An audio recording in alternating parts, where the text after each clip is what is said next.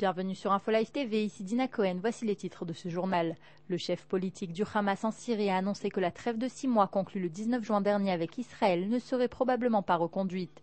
Cet accord de cessez-le-feu ne sera pas renouvelé, a déclaré Khaled Mashal dans un communiqué publié par le Hamas. Meshal, qui vit en exil à Damas, a fait ses déclarations dans une interview à la chaîne de télévision du Hamas Al-Quds. L'interview doit être diffusée dimanche soir à l'occasion du 21e anniversaire de la création du mouvement. La trêve conclue le 19 juin par l'intermédiaire de l'Égypte expire ce vendredi 19 décembre et sa reconduction a été rendue problématique par un regain de violence depuis plus d'un mois. Par ailleurs, lors des festivités marquant l'anniversaire du Hamas qui ont commencé à l'aube ce dimanche, de nombreux membres de l'organisation ont prononcé des discours anti-israéliens devant la foule rassemblée à cette occasion.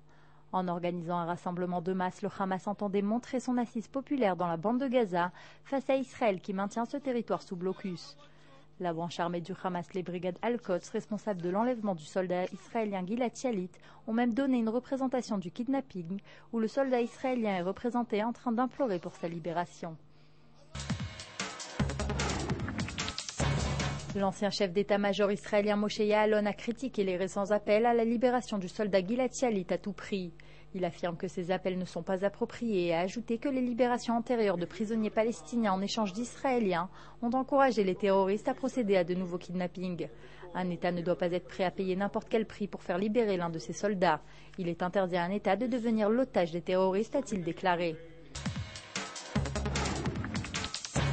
Deux habitants arabes de Jérusalem-Est ont été inculpés ce dimanche pour avoir planifié l'enlèvement de soldats de Tsahal.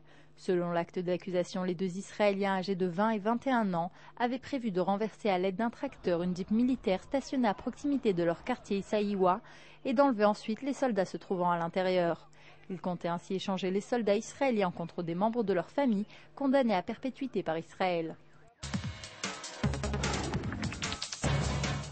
Le gouvernement israélien va libérer ce lundi à 9h30 227 prisonniers palestiniens conformément à la décision prise en geste de bienfaisance envers le chef de l'autorité palestinienne Mahmoud Abbas à l'occasion de la fête du sacrifice.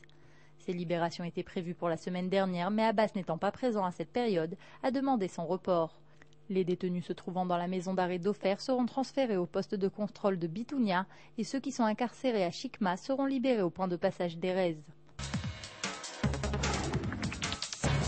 Les autorités grecques ont contacté leurs homologues israéliens ce week-end et leur ont demandé de leur livrer du matériel de dispersion de foule. Ils ont exprimé une demande urgente de gaz lacrymogène afin de faire face aux violents affrontements qui se poursuivent dans le pays depuis la semaine dernière. Des demandes similaires ont été faites à d'autres pays, notamment l'Allemagne.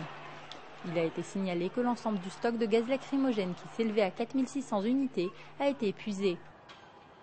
C'est la fin de ce journal, merci de l'avoir suivi sur InfoLive TV, la première télévision israélienne qui diffuse en 4 langues depuis Jérusalem.